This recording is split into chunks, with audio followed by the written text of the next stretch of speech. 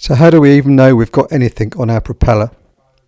Well, you may well feel something on your tiller. It may be juddering. You may well hear a change in your engine note. You could be seeing a lot of white water coming out the back of the boat, shooting off in an odd direction.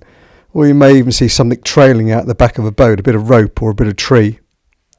So first things first, we're going to slow down and we're going to get moored up securely on the side. Now that we're moored up, we're going to remove the tiller, the two mats from the rear counter, and then for safety reasons, importantly, take the keys out the ignition. This isolates the engine. If you've got crew, just tell them the keys are inside, on no account to start the engine. That basically means your arm's not going to get chopped off. You don't want to be in your best clothes for this next task, as you're going to lift the cover on the counter and then you're going to lay flat to put your arm down to reach the propeller. We've now lifted the rear weed flap, and we can actually just see just beneath the gauntlets there the piece of blue metal that we're actually going to turn anti-clockwise. So when might you get fouled up? Well, towns and cities are probably the biggest one. Just watch out for plastic bags, especially fertiliser bags. If you see them in the distance, just wind your motor up a little bit, and then when you get to the pile of flotsam, just knock your engine into neutral and just drift through. The other time is autumn leaves, and what you need to do there, you'll hear the engine tone, you'll actually feel you've got something on the rudder. All you need to do is pop the engine into neutral, wait a couple of seconds, put it hard into reverse, back to neutral, wait a couple of seconds, into forward, and you'll actually see all the leaves come all off the back of the boat. It doesn't work first time, just do it again, but remember just to give it a couple of seconds going from forward to reverse. Right, so we unscrew this blue screw on the top of the weed hatch, take it up carefully and we just lay it to one side. Then what we're going to do is actually take the weed hatch off. So get hold of this handle, it's quite heavy, and we're just going to just gently move it towards us and then just place it again carefully to one side. Now we've got access to actually the water and the back of the boat. We've now got gauntlets, and this is why you're not wearing your best going out clothes. No other way of doing it, but we're going to lay prostrate I should say,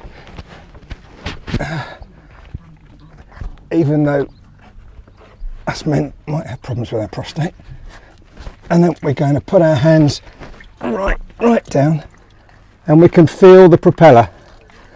We can turn the propeller and actually feel if there's anything on the prop, and at the same time behind the propeller you've actually got the propeller shaft, so always just feel the shaft as well, because sometimes things get there. I've got a bit of bag on there which we're going to take off, and then obviously don't throw it in the water, just put it in your rubbish.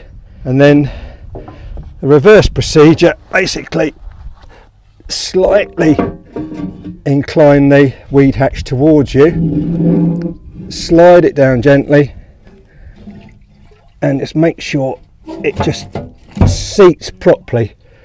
Basically that's got to be a watertight seal. We're then going to replace our blue bar back on top there. Again, make sure it's seated properly. There's a little cupped area for you to screw into. We're going to tighten it up.